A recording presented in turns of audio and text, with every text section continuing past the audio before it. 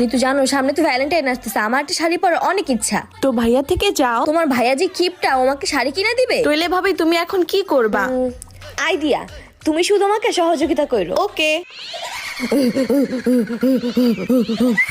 ভাইয়া ভাইয়া ভাবিকে ভূতে ধরছে। কি? এই, কি হয়েছে তোমার? আরে ভাইয়া এটা ভাবি না, এটা পেতনি।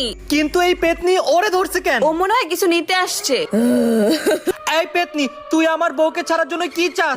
আমার শাড়ি রাখবো। শাড়ি? এটা আবার কেমন পেতনি? আমার চেহারার দিকে কি তাকিয়ে আছো, যা নিয়ে আসো। যেতেছি। এই নাও পেতনি, তোমার শাড়ি। পুরান শাড়ি? আমার নতুন শাড়ি লাগবো। নতুন শাড়ি?